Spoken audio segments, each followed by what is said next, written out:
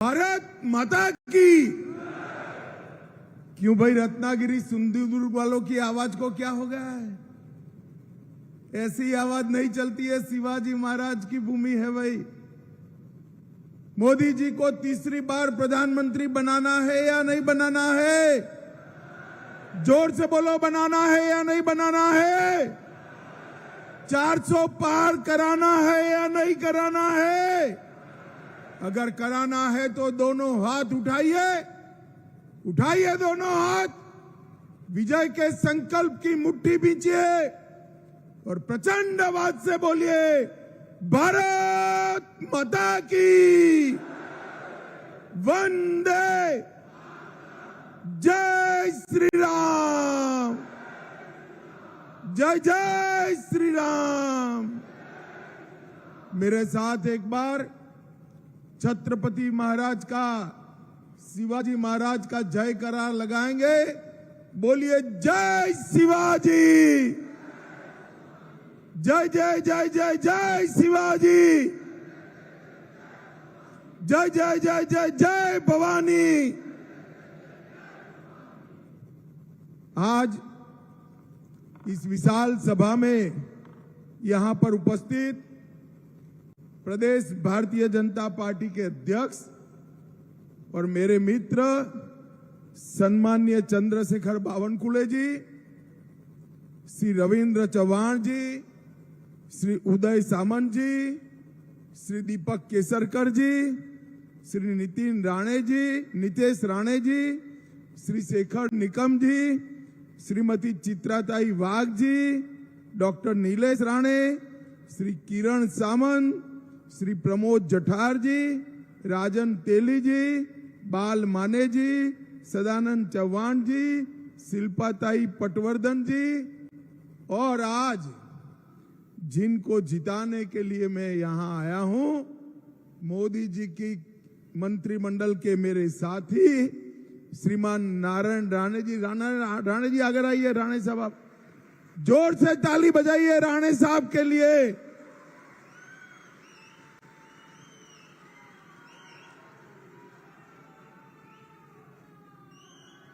और आज इस विशाल सभा में आए हुए प्यारे भाइयों, बहनों, माताओं और मेरे जिगर के टुकड़े जैसे युवा मित्रों, आप सभी को मेरा राम राम।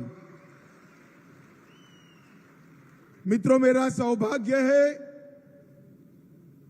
कि आज कोंकण सिंधुदुर्ग की इस भूमि पर, रत्नागिरी सिंधुदुर्ग की इस भूमि पर मैं आप लोगों के सामने खड़ा हूं। ऐतिहासिक सिंधुदुर्ग किला जो आज भी पूरी दुनिया को हिंदवी स्वराज की याद दिलाता है, वो यहीं पर स्थित है। यहीं पर से शिवाजी महाराज ने न केवल दिल्ली तक, दिल्ली से बाहर भी पूरे समंदर को हिंदुत्व की स्थापना के लिए वर्चस्व लाने का काम शिवाजी महाराज ने किया था। भाइयों बहनों, ये रत्नागिरी तिलक महाराज का भी जन्मभूमि है। लोकमान्य बाल गंगाधर तिलक जी ने शिवाजी के बाद पहली बार कहा कि स्वराज मेरा जन्मसिद्ध अधिकार है, और अंग्रेजों को ललकारने का काम तिलक महाराज ने किया। यही भूमि है जहां 2 साल वीर सावरकर ने जेल में बिताए और उसके बाद में 13 साल तक रत्नागिरी में रहकर हिंदुत्व की अलग सावरकर जी जगाते रहे। और यही भूमि है जहां 2 भारत रत्न बाहर आए हैं, श्री पीवी काणे और धोंडो केशव कर्वे जी। ये दोनों ने भारत में इस भूमि को बहुत सम्मान दिलाने का काम किया है। भाइयों बहनों, मैं आज रत्नागिरी सिंधुदुर्ग में आया हूं, तब मैं इतना कहना चाहता हूं कि आज क्या ये नकली सेना के अध्यक्ष उद्धव ठाकरे वीर सावरकर जी का नाम अपने भाषण में लेने का हिम्मत कर सकते हैं क्या? बोलिए, कर सकते हैं क्या? अगर सावरकर का नाम लेने से शर्म आती है तो काय की शिवसेना के अध्यक्ष उद्धव जी आप नकली शिवसेना चला रहे हो? असली शिवसेना एकनाथ शिंदे के साथ। भाई और बहनों, ये चुनाव जो है मोदी जी को तीसरी बार प्रधानमंत्री बनाने का चुनाव। श्रीमान राणे के सामने कमल के निशान पर आप बटन दबाएंगे और राणे जी को वोट दोगे, एक एक वोट मोदी जी को तीसरी बार प्रधानमंत्री बनाने का काम है। भाई और बहनों, मोदी जी को तीसरी बार प्रधानमंत्री बनाने का मतलब है देश को समृद्ध करना। मोदी जी 10 साल से मनमोहन सिंह 11वें नंबर पे हमारे अर्थतंत्र को छोड़कर गए थे, मोदी जी 5वें नंबर पर लाए। मैं आज एक मोदी गारंटी बताकर जाता हूं, आप तीसरी बार प्रधानमंत्री बना दो, भारत के अर्थतंत्र को संसार में तीसरे नंबर पर मिले। भाइयों बहनों, मोदी जी को प्रधानमंत्री बनाने का मतलब है देश को सुरक्षित बनाना। मुझे बताओ रत्नागिरी सिंधुदुर्ग वालों, ये कश्मीर जो है हमारा है या नहीं है? जोर से बोलो, है या नहीं है? कश्मीर हमारा है, मगर एक खड़गे साहब कहते हैं राजस्थान और महाराष्ट्र वालों का कश्मीर से क्या लेन देन? अरे खड़गे साहब, आप 80 पार की आयु पार कर गए, मगर रत्नागिरी सिंधुदुर्ग वाले को जान नहीं पाए। रत्नागिरी सिंधुदुर्ग का बच्चा बच्चा कश्मीर के लिए अपनी जान दे सकता है, जान दे सकता। भाई और बहनों, मुझे बताइए, कश्मीर से धारा 370 हटनी चाहिए थी या नहीं हटनी चाहिए थी? जोर से बोलिए, हटनी चाहिए थी या नहीं हटनी चाहिए थी? 70 साल से इस Sharad Pawar and company, Congress and company, जिनकी गोदी में उद्धव जी बैठे हैं, वो 70 साल से धारा 370 को एक अनाथ बच्चे की तरह गोद में बिठाकर खिलाते थे। आपने मोदी जी को दूसरी बार प्रधानमंत्री बनाया। 5 अगस्त 2019 को मोदी जी ने धारा 370 को समाप्त कर दिया और कश्मीर हमेशा के लिए भारत के साथ। उस वक्त मैं उद्धव जी को पूछना चाहता हूं, आप जिनके साथ मुख्यमंत्री बनने के लिए जिनकी चरण में पड़े, जिनके पैर में पड़े, वो कांग्रेस पार्टी और शरद पवार क्या कर रहे थे? वो कांग्रेस पार्टी और शरद पवार धारा 370 हटाने का विरोध कर रहे थे। भाई और बहनों, राहुल बाबा पार्लियामेंट में खड़े हुए और उन्होंने कहा 370 मत हटाइए। मैंने कहा क्यों ना हटाए? तो उन्होंने कहा कश्मीर में खून की नदियां बह जाएगी। अरे राहुल बाबा, 5 साल हो गए, खून की नदियां छोड़ो, किसी की कंकड़ चलाने की हिम्मत नहीं है, कंकड़ चलाने। ये नरेंद्र मोदी सरकार है। कश्मीर के अंदर लाल चौक पर जाना दुष्कर था, आज लाल चौक पर कृष्ण जन्माष्टमी का जुलूस आन बान और शान के साथ निकल रहा है। भाई और बहनों, मैं आज उद्धव जी को पूछना चाहता हूं, उद्धव जी, महाराष्ट्र की जनता के सामने, बाला साहब के अनुयायियों के सामने स्पष्ट कर दो, आपको मुख्यमंत्री पद चाहिए या धारा 370 के संरक्षक कांग्रेस और एनसीपी चाहिए? और आपको भी तय करना है भाइयों बहनों, जो अपनी गद्दी संभालने के लिए, गद्दी प्राप्त करने के लिए शरद पवार और राहुल गांधी के शरण में जाए, वो महाराष्ट्र का गौरव नहीं संभाल सकते, महाराष्ट्र का गौरव नहीं संभाल सकते। भाइयों बहनों, 10 साल तक सोनिया मनमोहन की सरकार चली इस देश में। आए दिन पाकिस्तान से आलिया, मालिया, जमालिया घुस जाते थे, बम धमाके करते थे, चले जाते थे। मौनी बाबा मनमोहन सिंह मौन लगाकर दिल्ली में बैठे रहे, क्योंकि उनकी वोट बैंक की उनको चिंता थी। वोट बैंक की, उनकी वोट बैंक कौन है मालूम है ना आपको? मालूम है या नहीं है? कांग्रेस की वोट बैंक कौन है मालूम है या नहीं है? भाइयों बहनों, आपने मोदी जी को 14 में प्रधानमंत्री बनाया। उरी और पुलवामा में पाकिस्तान के आतंकवादियों ने हमला किया। 10 ही दिन में मोदी जी ने सर्जिकल स्ट्राइक, एयर स्ट्राइक कर पाकिस्तान के घर में घुसकर आतंकवादियों का सफाया करने का काम। अभी अभी छत्तीसगढ़ में भाजपा सरकार बनी, 29 नक्सलवादी मारे गए। ये कांग्रेस पार्टी कहती है ये फेक एनकाउंटर है। अरे शर्म करो राहुल बाबा, शर्म करो। जिस नक्सलियों ने सैकड़ों लोगों की जान ली, उनकी बचाव करते हो, और उद्धव जी वो राहुल बाबा के शरण में बैठे हैं। भाइयों और बहनों, मुझे बताओ, अयोध्या में राम मंदिर बनना चाहिए था या नहीं बनना चाहिए? अरे जोर से बोलो, बनना चाहिए था या नहीं बनना चाहिए था? कांग्रेस पार्टी, शरद पवार 70 साल तक राम मंदिर के प्रश्न को लटकाते रहे, अटकाते रहे, भटकाते रहे। मोदी जी को आपने दूसरी बार प्रधानमंत्री बनाया।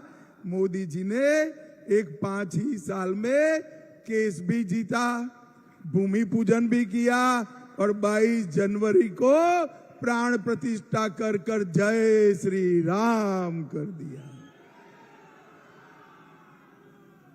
भाई और बहनों, मैं उद्धव ठाकरे को बता सकता हूं, पूछ सकता हूं, और पूछना भी चाहता हूं, क्या उद्धव ठाकरे जी मुंबई में सभा कर कह सकते हैं अयोध्या में राम मंदिर बना वो अच्छा हुआ? पूछ सकते हैं क्या?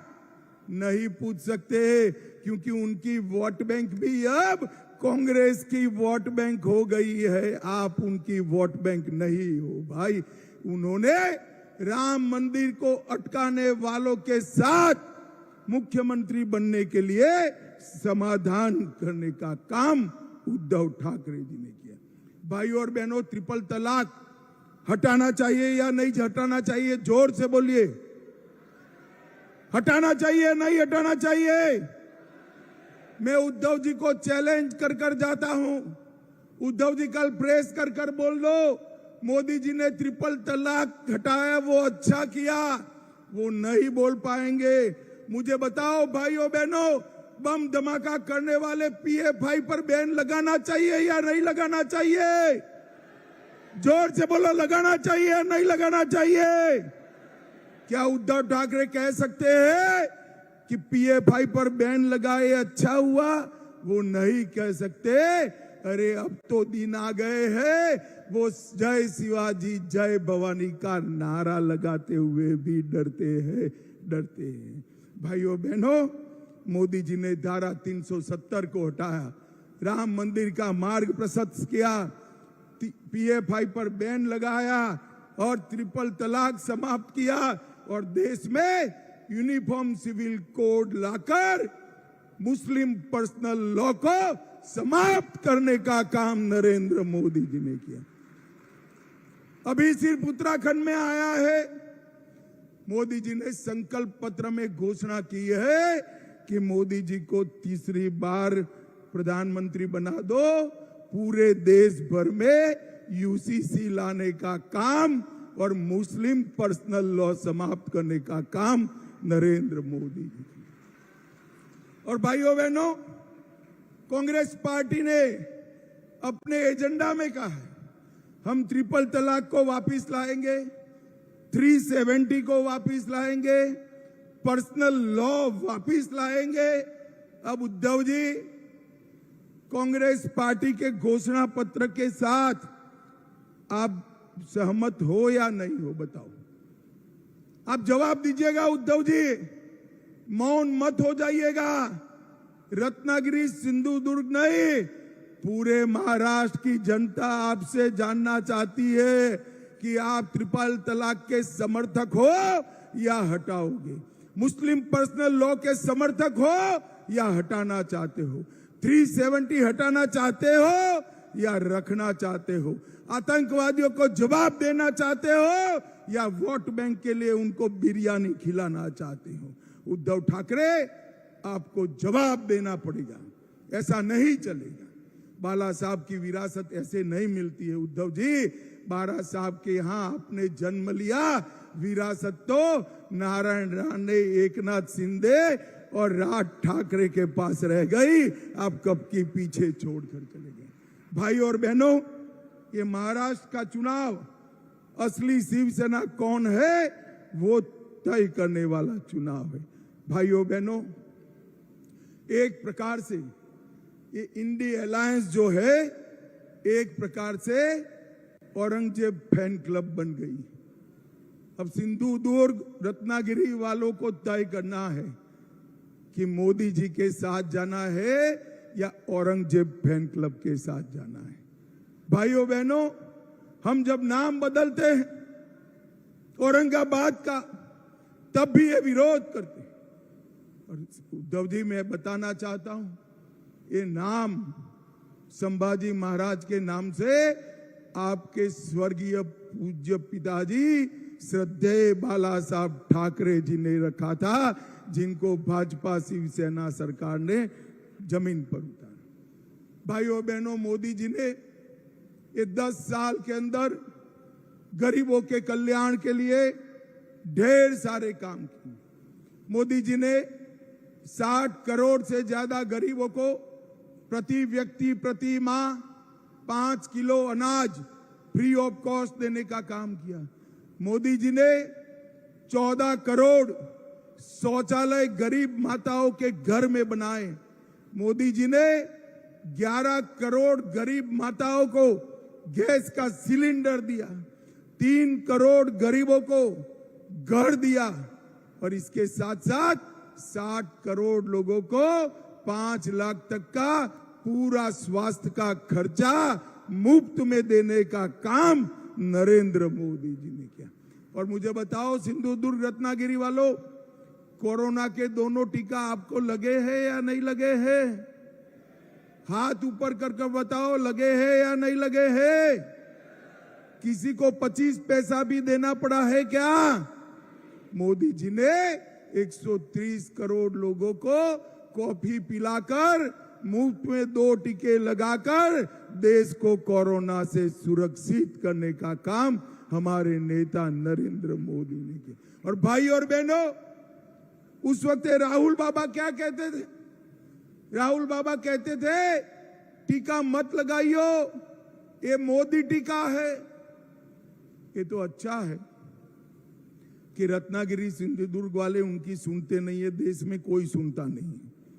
सबने जाकर टीका लगा दिया। जब उन्होंने देखा सारे लोग लगाए, एक दिन अंधेरे में बहन प्रियंका को लेकर वो भी चुपचाप टीका लगा कर आ गए। अरे राहुल बाबा, कोरोना जैसी महामारी में राजनीति करते हो, शर्म आनी चाहिए, शर्म आनी चाहिए। और उद्धव जी उस वक्त शरद पवार और राहुल के समर्थन से मुख्यमंत्री थे। कोरोना की खिचड़ी खाने का पाप उद्धव ठाकरे के साथियों ने किया है। मित्रों, कोरोना की खिचड़ी में गबन करने का, भ्रष्टाचार करने का काम इन्होंने किया है। मोदी जी ने कोंकण रेलवे का पूरा इलेक्ट्रिफिकेशन करने का काम किया।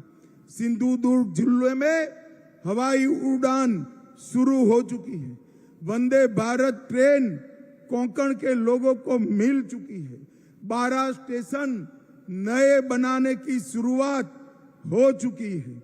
एनडीए की सरकार ने काजू बोर्ड बनाकर काजू के खेती करने वाले किसानों के लिए एक बहुत बड़ा फैसला लिया है। और आपके जो आम है ना रत्नागिरी वालों, आपके आम के लिए भी अलग से आम का बोर्ड बनाने का काम भी बहुत जल्दी पूरा होने वाला है। 12,000 से ज्यादा घर सिर्फ रत्नागिरी में बनाए, 11 लाख किसानों को किसान सम्मान निधि दिया, सिंधु दुर्ग में 3 लाख परिवारों को आयुष्मान भारत का फायदा मिला, 84,000 घरों में नल से जल पहुंचा और उज्ज्वला योजना में 1,51,000 माताओं को गैस का सिलेंडर देने का काम नरेंद्र मोदी सरकार ने किया। और मित्रों, मैं मत्स्य पालन करने वाले भाइयों को भी कहना चाहता हूं, 121 करोड़ का प्रोजेक्ट रत्नागिरी डिस्ट्रिक्ट में फिशरीज हार्बर बनाकर अपने मछुआरा भाइयों के लिए बहुत बड़ा काम नरेंद्र मोदी सरकार ने, और 146 करोड़ की प्रोजेक्ट कॉस्ट के साथ सखरी नेट रत्नागिरी डिस्ट्रिक्ट में भी फिशरी हार्बर बन रहा है। भाइयों बहनों, फिश लैंडिंग सेंटर के लिए 51 करोड़ का प्रोजेक्ट 6 स्थानों पर नरेंद्र मोदी जी ने लाया। मैं आज राणे साहब के लिए एक बात बताना चाहता हूं। राणे साहब के मंत्रालय में, उनके नेतृत्व में, मोदी जी के मार्गदर्शन में विश्वकर्मा भाइयों के लिए 13,000 करोड़ का प्रोजेक्ट नरेंद्र मोदी जी ने चला। मैं मेरे मत क्षेत्र की बात करता हूं।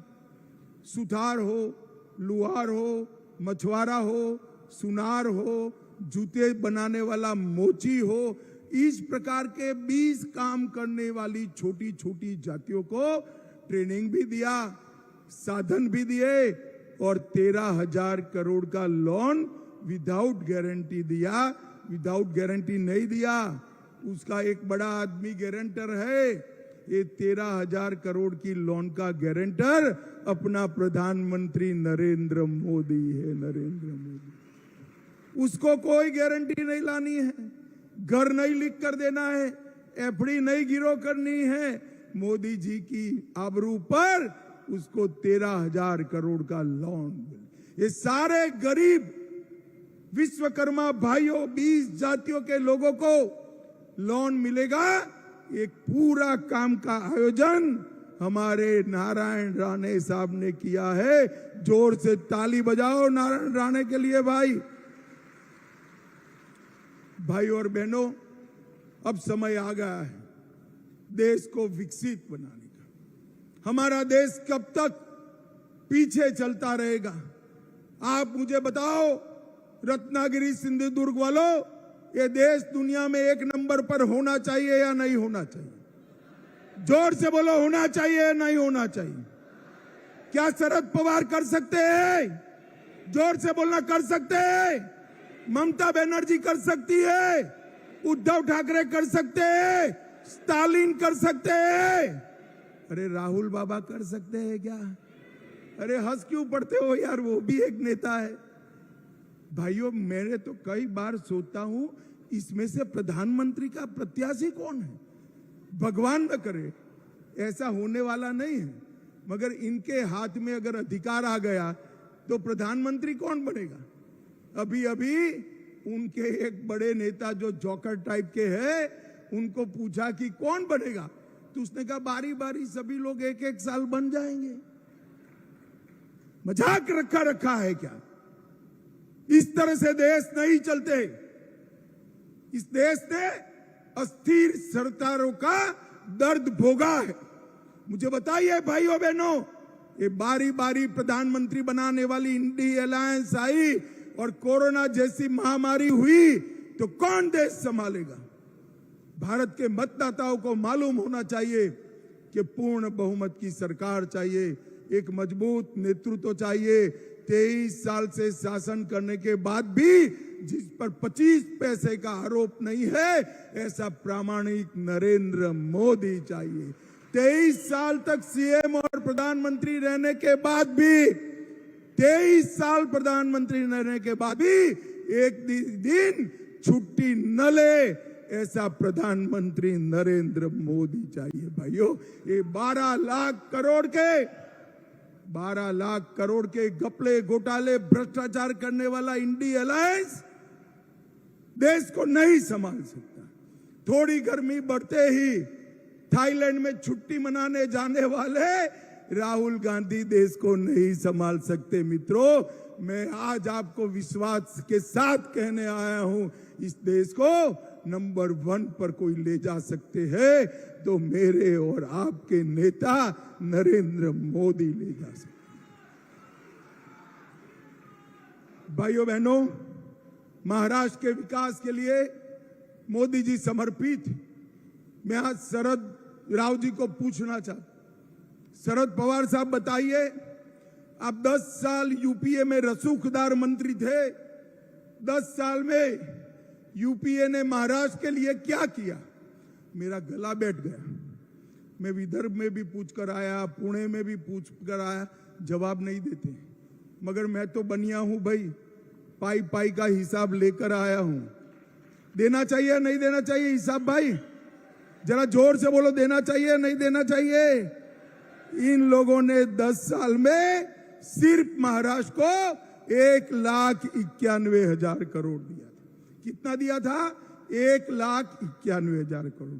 मोदी जी ने ये 10 साल में 10,80,000 करोड़ रुपया देने का काम। ढेर सारे इंफ्रास्ट्रक्चर के प्रोजेक्ट मोदी जी ने महाराष्ट्र में दिए हैं। और मैं आपको बताना चाहता हूं, हमारे देवेंद्र फडणवीस ने इन्वेस्टमेंट में भारत में महाराष्ट्र को नंबर 1 बनाने का काम किया है। नंबर 1 बने। माताओं, भाइयों, बहनों, ये लोग देश का विकास नहीं कर सकते, महाराष्ट्र का विकास नहीं कर सकते, देश को सुरक्षित नहीं रख सकते, देश को एक नहीं रख सकते, देश की समस्याओं का समाधान नहीं कर सकते, हिंदुओं के सम्मान के लिए ये कुछ नहीं कर सकते।